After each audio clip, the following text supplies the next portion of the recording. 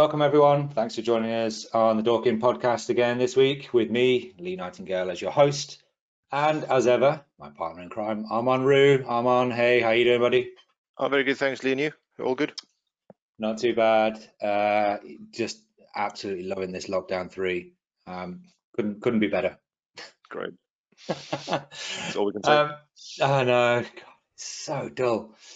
Anyway, on brighter notes, joining us today, we've got 2 amazing people that are really heavily involved in the club and doing just wonderful things to promote women's rugby, as well as diversity and inclusion within the club.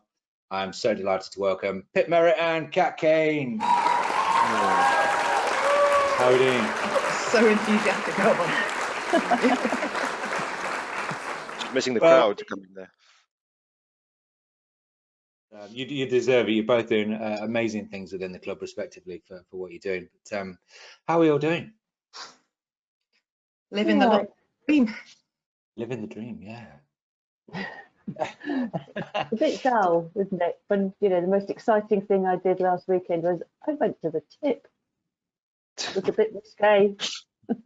Was there a long queue? There was. Everyone's getting out the house.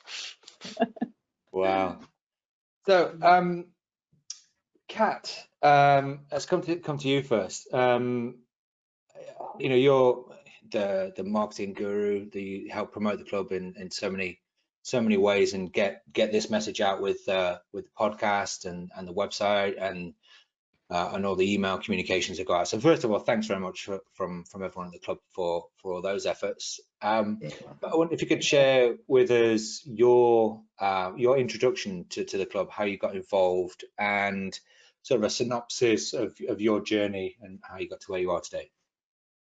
So I think it doesn't make for a great equality story to start off with, for sure, because I moved to the area, I think it was over 7 years ago.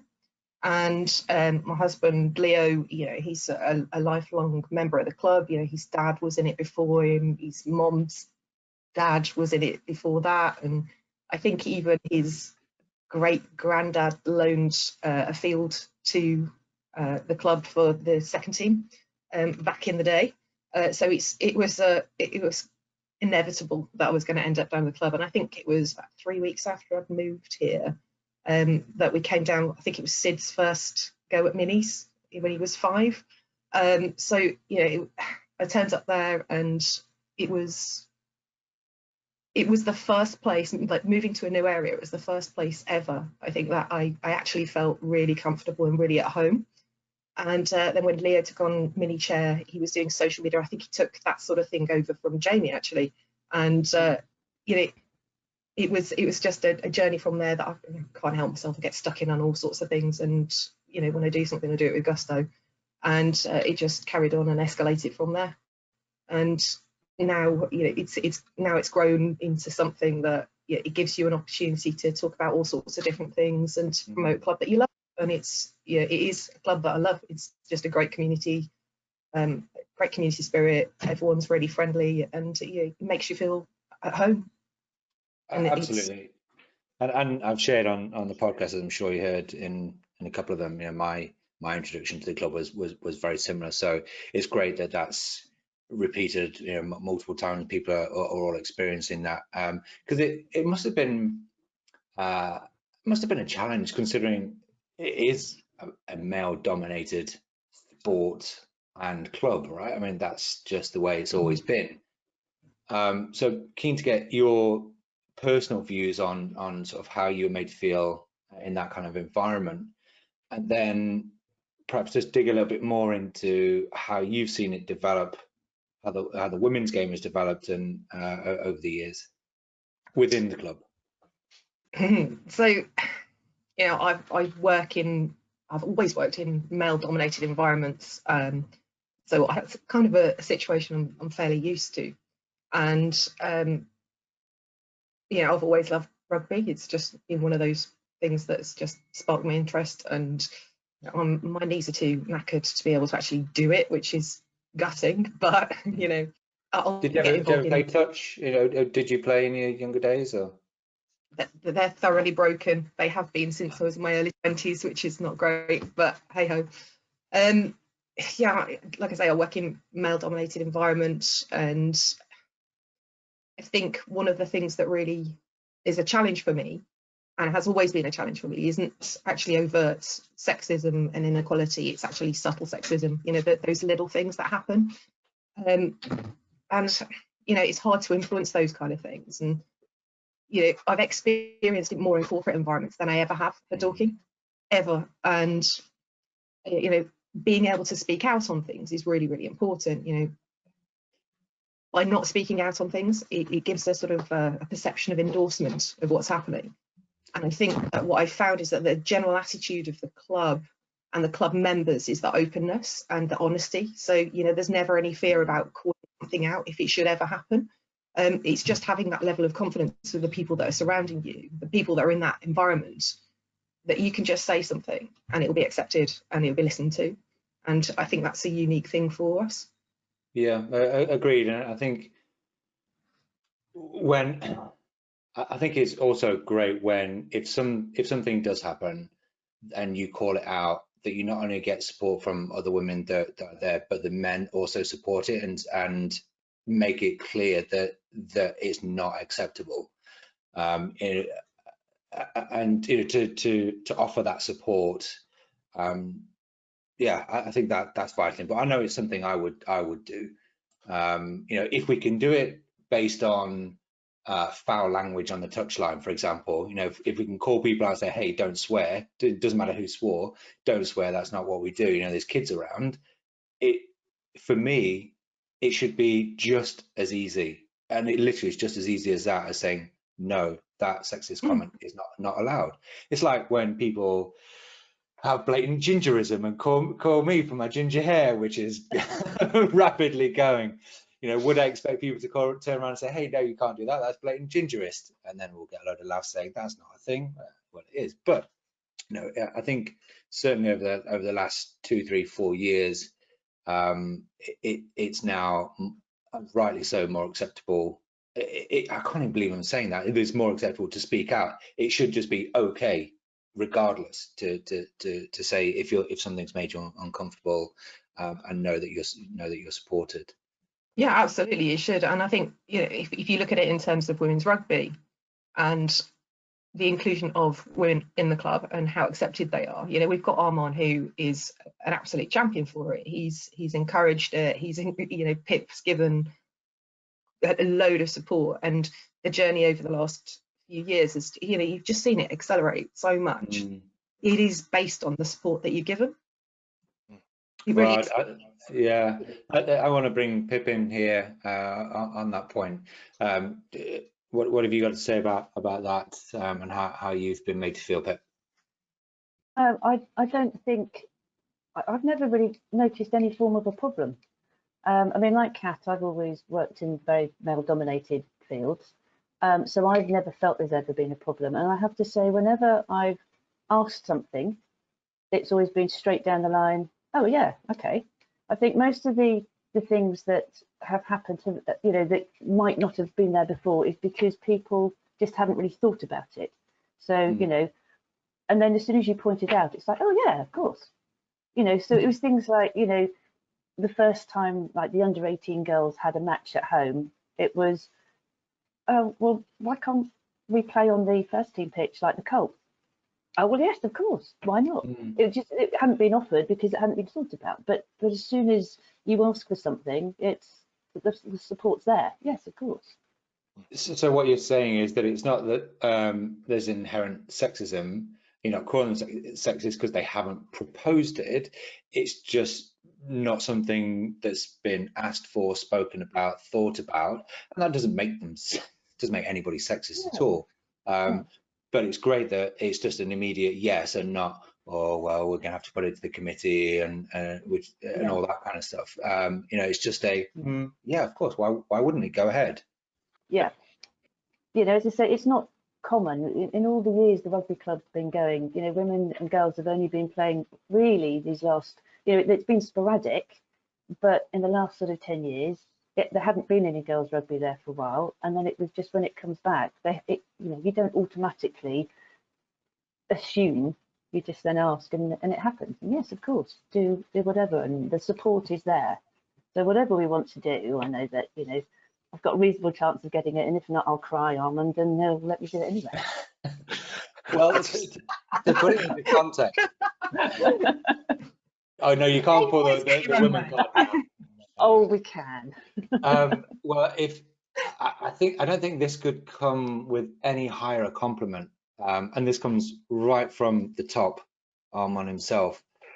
I see Pip almost as a female version of myself in how she works with the coaches across all ages. So he sees you as goodness, as a peer, as an equal. I mean, Yeah, I mean, it's absolutely fantastic. true.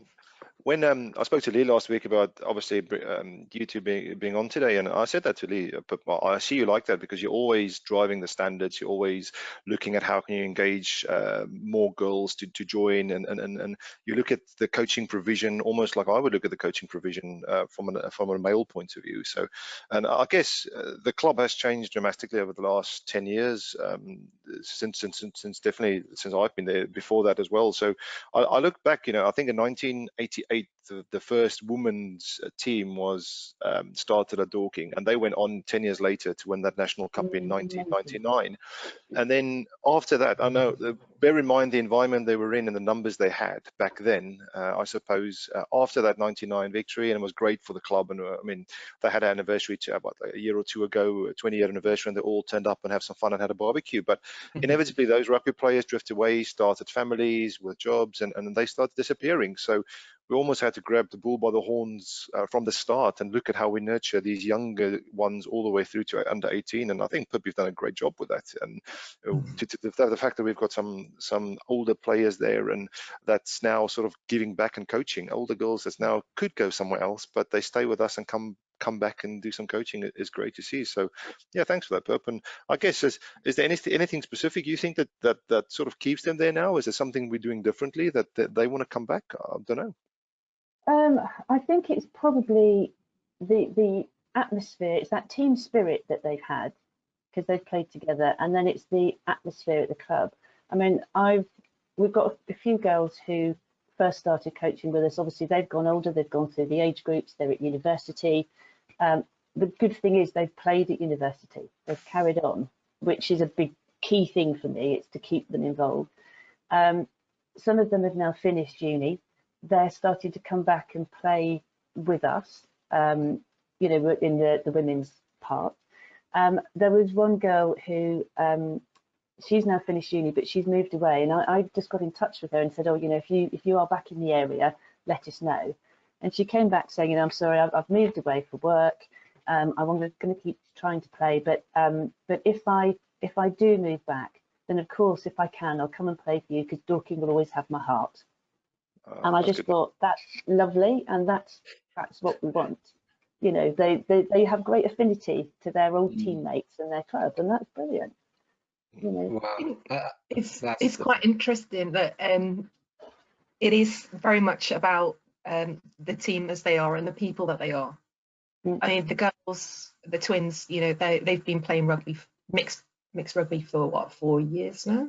4 years? Oh my god. You know, and it's been fantastic for them. But now that they started going on a Wednesday night, well, and when we're allowed down on a Wednesday night, they now can't wait to get into let's just do girls rugby. You know, they've had a fantastic time. They've loved mixed it. You know, they've had a great time. But they've even just going just on a Wednesday night for a couple of months while they could. They've identified girls. They've identified women that are playing in the teams, and they've sort of decided who their role models are, and that's it now. They've grown up in a club. They've got such a level of comfort there. It's become sort of second nature. We're going to the rugby club. It's been great in building our confidence, but ultimately now they're in a situation where they're watching the girls' teams and going, I want that. I want to be with them. Those are the people I aspire to be like. I think it's fantastic role models at that early age. Definitely. Well, I think to be honest, the girls get more out of rugby than just rugby. It's a whole social thing. I mean, as Kat will affirm, girls are horrible. You know, all through school, it's horrible. There are all these factions, and there's all bitchiness, and there's all this, and it's just really nice for them to have something away from school, but where they're all in a group, they are training together, they're playing together. So when they come on the pitch, they have that support, but that carries on into their social lives. And it's really important for girls to have a support network like that. So yes, they love playing the game, but they also love being part of that team with that support, and that's really important for them. That's wonderful, and it's great that it's mirrored from the men's game, because everything I'm hearing about the club and the team and the camaraderie and is the same in the men's. So it's wonderful that that's the same in the women's game. Just looking at getting more girls, women involved, sort of in the women's team. How do we attract new people to come and play in that team? But also, how do we get the younger girls involved, and at what age are we seeing them coming in, and is there anything more we can do to diversify the sort of younger years? How many teams have we got? What's the structure, and how do we get people in at both ends of the funnel, if you like?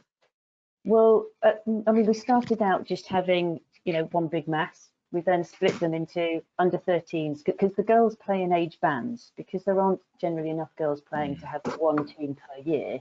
They play in bands. We have under 13s, under 15s, under 18s. We started to recognise a couple of years ago that there were some of the younger girls in the mixed minis who, the girls, they get to about 9, 10, certainly 11, and they start really noticing the difference with the boys.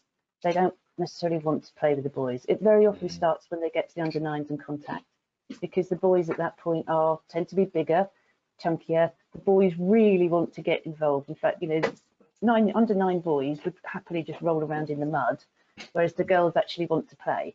So the boys will always take it into contact. Pip, also why won't the boys pass to me? Oh yeah, well that's a given. Yeah. The boys will take it into contact. They won't pass it even if there's someone there, a girl there, right, particularly to the girl on the wing. They don't pass anyway, and they're certainly not going to pass to a girl.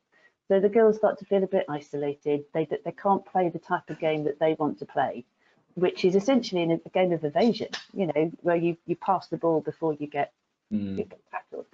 So they then start to sort of back out of it a bit. So we started to say, okay, under 11s, under 11 girls, don't leave. Let's have you running alongside the boys or separately. So now we've got 12 in the under 11s or something, girls who've been playing, 2-3 years. And it's starting a little bit at under 9s. So we've said, under 9s, again, if there's a group of girls, then it's great. They can play in with the boys. But if they start to drift away, do them separately. Because that would be the way of keeping them. I'm going out on a limb here. Do you think this is partly to do with the fact that the girls in school play netball? Because that sport is very pass orientated, team orientated. The boys play football and they're like, oh, I'm just going to go for goal on my own. I don't have to pass it. Yeah. But in netball, you absolutely do. So I think the girls get that team passing element much earlier. Yeah, they do. And they like to run. They like to pass. I mean, they like contact. They're not averse to contact. I mean, you see some of them. I've had a little clip of one of the under 9s wiping out her older brother. They're not averse to contact, but they just get the fact that you need to get the ball down that end as quickly as possible, and taking into contact and being tackled all the time isn't the way of doing it. So I think they get the concept. The girls come back more covered in mud than Sid ever did, to be honest. Yeah, they're not averse to it, but they just get the principles of it, Yeah. And I can echo that, Kat, as well. Obviously, with the twin girls being the same age group as my one, and I see them there as well, and then they just love it. They just get stuck in, and they just pull each other down. It's almost like an environment where they feel they can go to just be themselves. It doesn't really matter if they get covered in anything, and have fun. And I think that's sort of probably testament to the minis coaches as well, because you've got to realize that there's coaches, their age group managers and coaches in the younger age groups that has to do mixed sessions. So there'll be girls involved, and how do you do it? Do you pick a girl of 6, a team of 6 girls or 8 girls and the rest boys, or do you mix one girl in per team? So it is a challenge for anyone to get it right, the balance right. But I think that they're definitely doing a great job to include everyone at the club at the moment, which we can be proud of. Yeah, it's not like adults where you can sit down and say, right, okay, everyone, common sense says it doesn't matter, man, boy, girl, woman, child, keep passing the ball until you get it to the other end. That is the goal. It's irrelevant of who, it's the how, in the most efficient way do we get from this end to that end and get the point in order to win the match. So I think, you know, that's something which I'm sure, you know, throughout all the coaches, you know, we can sort of instill and build that what is the end goal, and that is to win the game by getting more points than the opposition and stopping the opposition from scoring. And that involves everybody right throughout the team coming together and contributing to getting the ball to the other end. Definitely, and I guess you look at Sunday rugby, it's so prevalent when they starting to teach these young ones how to defend. So they score the try and then get back to the halfway line, and then there's always the girls organising them. Funny enough, everyone line on me, line on me. The boys are still down there celebrating, rolling around or twisting an ankle, and it's quite lovely to see it happen. So yeah, it's great credit, I guess, for the girls who does stick it out, because they normally do sort of carry the flag most times, you know, with regards to getting dirty and with regards to organising everyone. So the fact that I think Pip has identified when to start splitting these girls out to sort of prolong their time playing rugby is fantastic. It'd be fascinating to do a study of sort of on-pitch captains and you know, to make maybe have like a run of boys doing it and then a girl doing it, a run of boys doing it, a girl doing it, and seeing what the impact is in terms of order and scoring. And I wonder what the result of that would yield. Well, you won't get right at a senior level if you pick different captains every week, so you're never going to have a chance, I think, at the young level, to be honest. But yeah, it is quite interesting seeing it. But I mean, the same as with any team, some kids have the ability to be natural leaders and some don't, regardless of sex. So I think it's just one of those things. Some just takes ownership of it and just go and rolls it out, and they feel this is the right thing to do. I'm going to do it, and I'm going to make everyone do it with me. And those are the type of individuals that you want to encourage to keep doing it. I think if you look at the youth, well, the minis, certainly we've got more girls that are coming in than you've ever seen. I mean, even in the last 7 years as I've been there, it's grown so much, and just having them there from an early age, going up, building their confidence, feeling comfortable in that environment, it's fantastic. And that was my question to Pip there about getting in at both ends of the funnel. Kat, it'd be interesting to get your view on that then. So why do you think that is? Why do you think we've started to attract more girls? Is it that we've done more proactively to go out there and advertise the fact that we're an inclusive club and we want the girls involved? Or is it the girls themselves saying to their friends, hey, come on, I'm playing rugby, why don't you come along? Oh, it's a combination of both, isn't it? I mean, certainly a lot of proactive stuff going on to attract them to the club. Things that have happened through the youth, through the minis, through the work that Pip's been doing to do general recruiting for women and girls rugby. But then there's a word of mouth thing. It is, people going to school, they talk to their friends, but also about, the more senior members of the club as well. As people get families, they tell the grandchildren, they tell they encourage the children to come down, then friends of, and it's a word of mouth as well. And because of the environment that's offered by the club, and that that whole community element, it just attracts more. Yeah. And the community element of speaking of the schools, what do we do there? Because I know we're going into the schools trying to attract kids. Let's just say kids in general to the sport. Is there anything specific that we're doing in that program that focuses on attracting girls to the club? Yeah, 100%. I mean, so the Weights Foundation has been supporting us massively. So we started off this community coaching program where we've applied for a grant from them. They give it to us, and that sort of employs a part-time coach to go into schools. Now, what we did do is when we could go into schools, we would look at which schools we want to go into, what age groups are the ones we really want to go and support. And you look at some schools who doesn't even have any rugby coaching in whatsoever. We contact those PE departments. We will then send coaches in, DBS check coaches with all our equipment, and they would run a session. And subsequent, I suppose, to add to that as well, as part of the fund, that fund was also used to support any initiatives we might have. So let's say we got some funding from an Inner Warrior campaign that's driven by the RFU, and maybe Surrey's driving something. We might say, right, let's just put pizzas on for all the girls on the night, or let's get them all a ball, or everyone gets a shirt, or whichever initiative we want to think about, we will try and roll that out. But I definitely think that there's a lot of different aspects that's sort of falling into place for us as a club.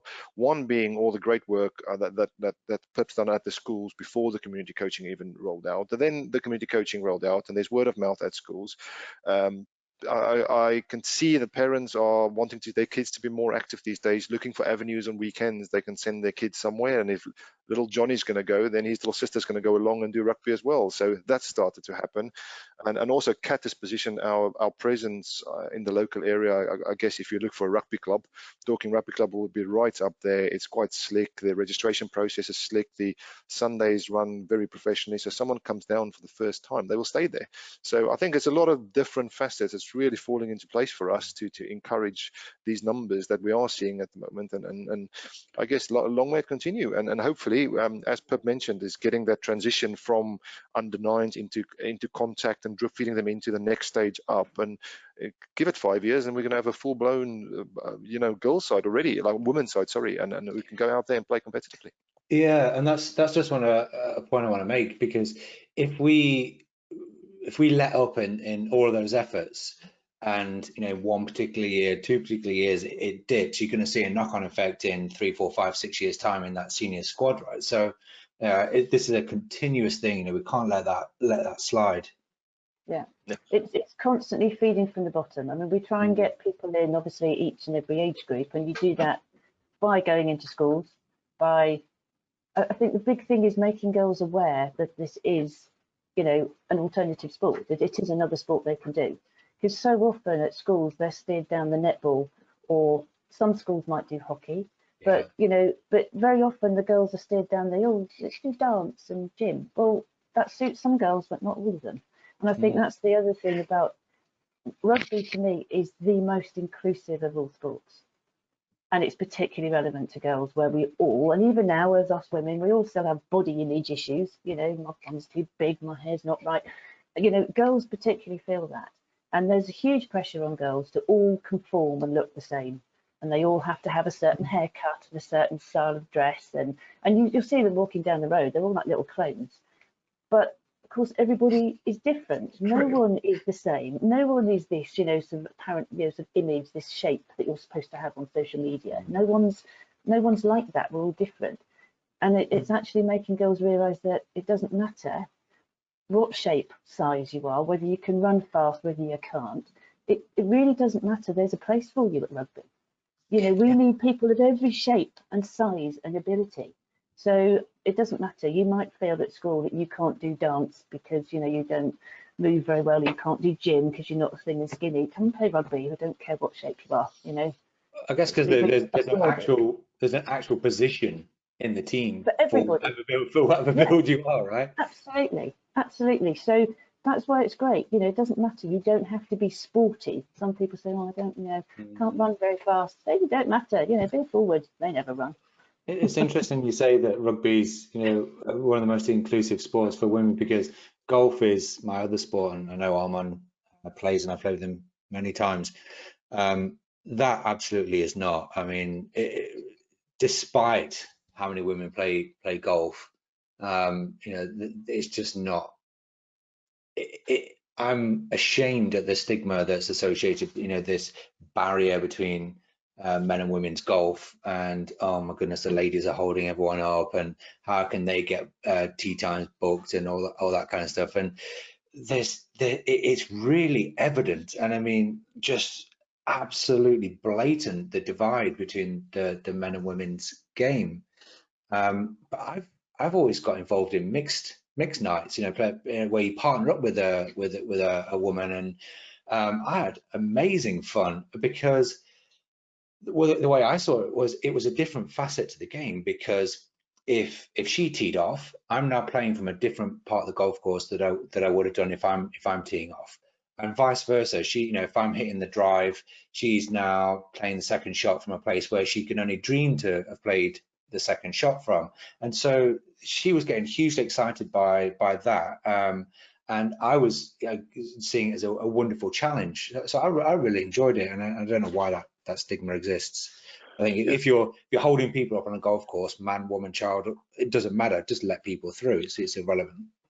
But I do think change definitely comes. It sounds awful, but it always comes from the top, doesn't it? As well, you got to have a managing board or a chairman or a group of individuals that's at the helm of the club who is seeing the club going in a different way. I'm not saying golf is not necessarily doing it, but definitely at the rugby club, there's a lot of credit that can go to a lot of chairmen, i.e. Sean and Jim and Colin Troughton and all those guys who's been there before. They've got no qualms about getting people on the board, like Pip and Kat's on the executive board. And as a club, that's great for us to have them, because not only do we get it straight in every meeting, there's no going around corners. They tell us exactly how they see it, but they're also straight with what they want. I want this, and everyone's like, yeah, let's give it to them, it's fine. And I think that's the right way to do it, because you need the voice in there to make sure we're all inclusive. And yeah, I think you guys have a good breath of fresh air for everyone there, Pip and Kat, so it's great. Well, half of the membership is women, and actually, although there's the thing that that the whole way this works is that guys who've played rugby bring their sons along at under sixes and stay, but there's an awful lot of mums that are down there week in, week out.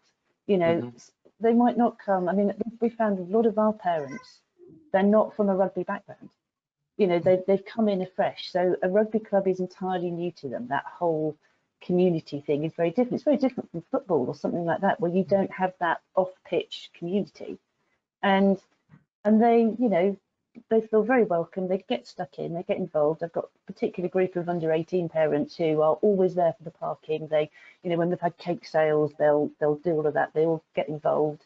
The younger age groups, it's harder, because very often they've got younger children. I remember well, when Tash first started in the under 9, she's on the pitch, and I've got Lissy wrapped up in an all-in-one, one of those waterproof all-in-one suits at 18 months, sat in her favourite muddy puddle. But you couldn't do much because you've got this one to look after. So there's lots of mums there who are doing what they can. I've got some great mums in the younger age groups who are actually getting involved in coaching. I've got Caroline, I've got Maddie Halliwell actually, who used to play in that women's team. She's now brought her daughter along.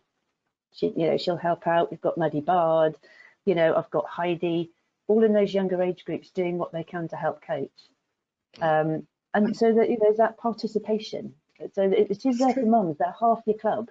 So we've got to take their. I think you're right. I mean, that's absolutely. I mean, that's kind of how I got suckered in. I mean, I'm standing watching Sid playing in minis. I've got the twins sort of asleep on my hips and sort of carrying them around. But you still know that you're gonna be collecting the cones up afterwards, and it's once you start helping out, you do more, and that's how we've got so many of our volunteers, isn't it? People have gotten involved because of their children.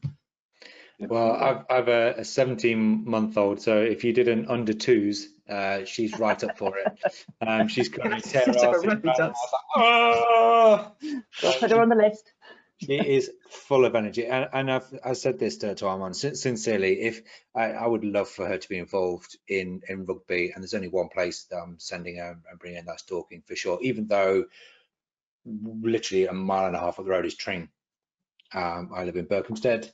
Tring Rugby Club is literally just a stone's throw of the road, but I will absolutely be bringing her. She was only 4 months old when I first brought her to the club, so she's been involved from a very, very early age. But the board side of things, so I want to get both of your opinion. We'll come to Kat first. How do you feel, or have you been made to feel, more importantly, as being part of that executive board, and when you're at the meetings, do you feel like your voice is listened to? What more do you think we can and should be doing? I've never felt anything but welcome, you know, since I joined the board. I think you do get listened to. I think your voice is heard as much as anyone else's. And you know, if we're talking about diversity and inclusion, yes, as a woman, but you know, I listen to the conversations that I'm having with Pip, and you know, how do we get women in the club? And as she said earlier on, it's actually about the awareness side of things. If there's more voices talking about it, then there's more to get done. It's exactly the same, you know, along the diversity and inclusion thing, the health and well-being thing, mental health challenges. The more we get the opportunity to talk about it, we can talk about women's rugby, we can talk about you know, female volunteers within the club, we can talk about mental health challenges that people are having, we can talk about all those different things, and they'll get listened to. And the more that they get listened to, the more that will happen, the more that people will feel included, the more people will, you know, come to the club and feel more comfortable. And just having the opportunity to raise these issues is a fantastic thing. Yeah, that's great that you made it feel that way, because we men are simple beings, and We know. yeah, you know, it doesn't make us sexist. The fact that we haven't thought about something doesn't make us sexist, right? But you're absolutely, it's the response, it's that next action that happens when you raise something, because you can absolutely tell an inherently sexist, racist environment when you see people's eyes roll away and they're like, oh God, she's saying that, and you know, that to me says, oh God, I'm, you know, yeah, come on, get it out, go on, and then we'll move on. You know, I'm sensing you don't get that. I'm sensing people are going, yeah, okay, why not? And they give it a quick pause of, well, that's a great idea. Why don't we just do it? Yeah, there's not. I know when I was asked to join, I did sort of say, well, you know, I'm not being there as the token woman, am I? You know, just so you can tick a box, because I'm not very good at just sitting there quietly. So take the notes. Yeah. So it was a case of, you know, no, come on board and talk. And as I say, I think everyone deals with things. You work on your own experience, don't you? So you'll have a view on how to do things based on how you've done it before and your experience of things. And I think that's the thing with the board. I don't think nasty, but yes, you're all men. So you've all worked through the club doing things from your perspective. And it just hadn't occurred to a lot of people how the mums feel. Because I mean, I've come in as a mum, you know, and then developed up from there. So it's sort of just seeing it from a different perspective. And as I say, whenever I've sort of made a point, it's been like, oh, well, yeah, oh, well, I see what you mean. Oh, does it, you know, like this? Yeah, that's how we might see it or view it, or that's how it comes across, you know. So yes, they've always listened, and we've come up with ideas, and I'll look at some, you know, they'll have a problem and I might say, well, why don't you do blank, because it seems obvious to me but not to a bloke. But then vice versa, I've learned a huge amount about how the other side of the club works and how other age groups, you know, find it, and how minis work and how youth works. You know, it's a great opportunity to see how other things are done and viewed and things. Yeah. I don't think either of us are shy though, are we, Pip? Well, oh, I'm exactly. Very quiet. Armand did give me some background information into you both, and I won't swear, but he just said both of them don't take any. I'll leave the next word because we want to be able to publish this to the under 18s. Yeah, which is wonderful. Just was one thing on that, and I think this is, if you're going to pick a team or to run a club that's successful, if you got a blank slate right now and you got to go and pick a management or an executive board, you're going to go and pick the best people. And I think if we forget about male, female right now, I genuinely think the club has done that. The club has gone and picked the best person who can do marketing for us, the best person who can run the girls side of the club, and inevitably you can look for someone with experience as a mum, experience in playing, experience in coaching. You know, you're going to pick that team. You know, you want to go and be successful. So I think that's what the club's really done well. And I guess the fact that they've got sort of Pip and Kat on board, and again, credit to the guys who've done it. It's just been, I guess, a breath of fresh air for everyone in that respect, because we get different perspectives, different ways of doing things, and that's straight honesty. So yeah, it bodes well for the club going forward. And as you say, half the membership is women in the end of the day, and there's some women in there that I've discussed rugby on a Saturday, and the knowledge is phenomenal. So I think we're in a great position going forward for the rugby side of it anyway. Wonderful. The facilities that we've got and that we're building. I'll come to you, Kat, on this. Do you think that the facilities there for the women's game? What more would you like to? What more do we need? I want to say, what should we be doing? What do we need? Because we can't do everything all at once. But in terms of a roadmap, what would you like to see in place within the club, facilities wise? It's a difficult one from a facilities side of things. I think that the sort of women that are going to come along and play rugby, get on and do it. I mean, it's great to have lovely facilities, yes, absolutely, but you're going to get in and do it. I think actually where it's going to benefit people is there's a certain amount of blockers, and certainly I see it with communication. So inbound stuff where people are asking, women want to come and play rugby, they're nervous. Haven't played rugby before, will it be okay, what are the people like? And just that blocker for women players to actually come, that if we've got facilities that encourage them more so, then we're going to get more people to the club, and they're going to get over those hurdles, because once they've been there and they've experienced a great environment, a great physical environment, as well as a great emotional or support environment that they feel comfortable in, that's going to be, it's going to overcome some real barriers for us, and we'll be able to attract a lot more people to the club. There's nothing attractive about a male changing room, is there? No. No, I think with the girls section, parents are very appreciative of the medical and rehab facilities. I mean, the number of times we've gone to matches, over the years to different clubs, and there's been, an injury to someone, and there's nothing there. We are hugely lucky there, and so many clubs have said to us, God, it's really nice, you've got a physio on site, you've got, the facilities to do that, which is brilliant. It'd be even better when we've, with the redevelopment, so that you can then separate. You don't have to have, your 11-year-old girl in with a 17-year-old boy. So that will be brilliant. I think when it comes to women, I've had many more people contact me over the last sort of year or two saying, I've never played, I'd quite like to. We can immediately say in our women's team, most of us haven't. We're half made up of, there's a big group of us who are mums, who just decided that, we'd like to try. There's a couple of mums who are ex-players. There are some of the old under 18s who've come back. And there are completely random people who've just got in touch. They might have joined through one of the Inner Warrior things, or they've just emailed out of the blue. And each case I've been able to say that, we're a really mixed bunch. Don't be intimidated. We're not a big proper team. We're a mixed bunch, and we actually are playing for fun. We want to get competitive, and doing the Ready for Rugby stuff was great, because that really made us realise how we are getting quite feisty. But we're a friendly bunch. And what was really nice in the run up to the blooming lockdown is that we started on a Wednesday going into the club for a drink. And there's a little group, and then we'll say, one night we can get pizzas in.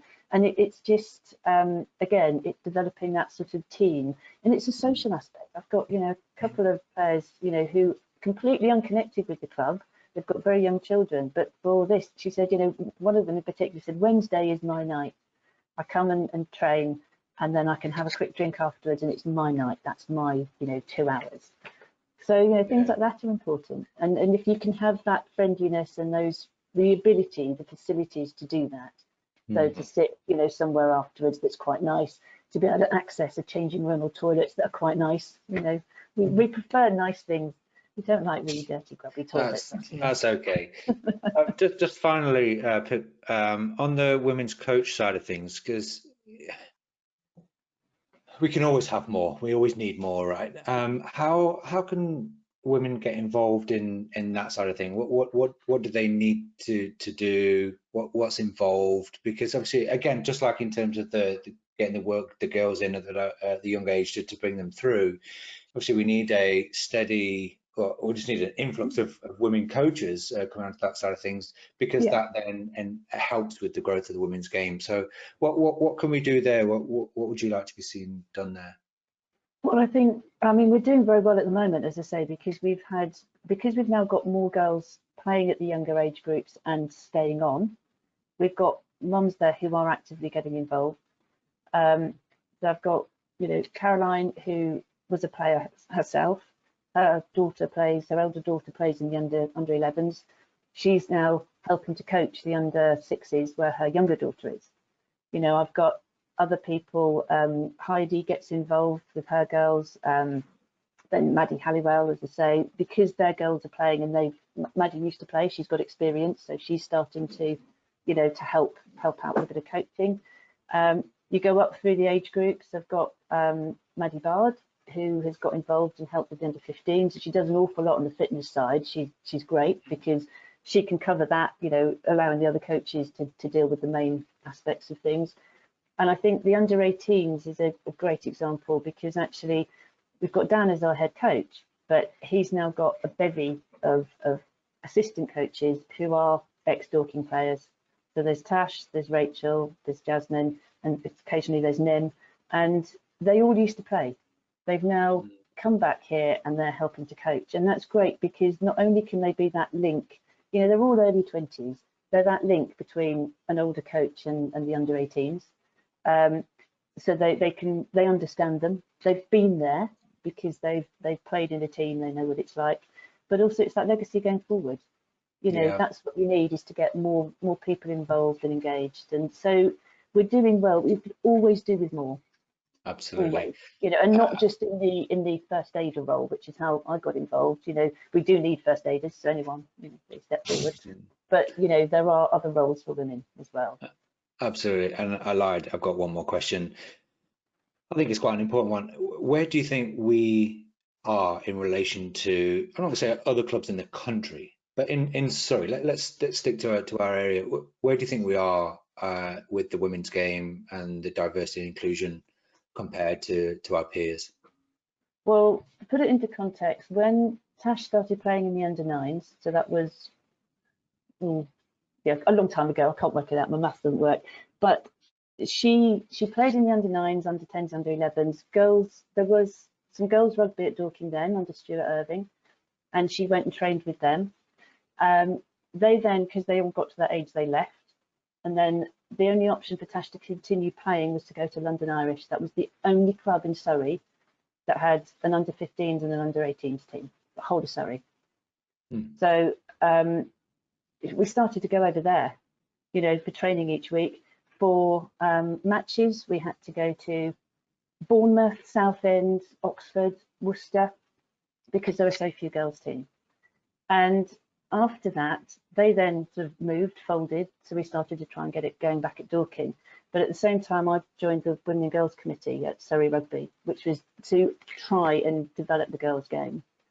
And it was a slow process, but goodness, I don't know the number of clubs there are now, but there are probably 30 odd teams, as in, there are that many clubs, each with under 13, under 15, under 18 girls teams in Surrey alone. It's huge. It really has developed. Everyone's taken it on board and developed it. So there's a lot. I mean, that's one reason why it's slightly different. When I say recruitment, we're surrounded by other clubs that offer girls rugby as well, so our catchment area is quite small, but it's great. That's what you want, is to have the ability to go to your nearest club and have a girls team, not have to travel miles to go and find one. So it has grown hugely. We're always trying to grow it, and they're now doing the same with women, with the women's game, because again, you had certain clubs that had competitive teams, but through the Inner Warrior, they're trying to boost that. And we're doing that. We're getting more women involved. Absolutely, and I know something I read this week about World Rugby. They've got an initiative called Try and Stop Us, where they're really heavily pushing the women's game. That they're saying that there's now 2.7 million women girls involved in rugby, which is a 28% growth since 2017. And there's 17 female representatives on the World Rugby Council. So that's huge. I mean, so I'm sure we're going to start to see some further investment from them, and we obviously want to be able to try and plug into that and carry that on within the club. Yeah.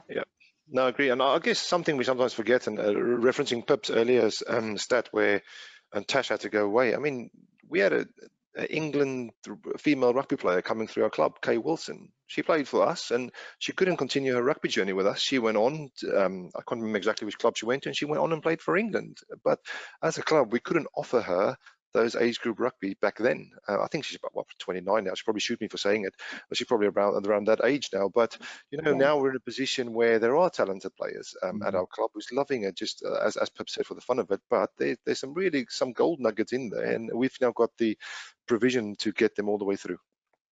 Fantastic. Guys, girls, ladies, women, been fantastic. Thank you. We've covered a heck of a lot there, and I do hope everyone's enjoyed it. Really appreciate your time. Thanks for coming on the show. That's fine. Thank you. Thanks for having us. Wonderful. Thanks for joining us on another episode of the Dorking podcast. Take care, everyone.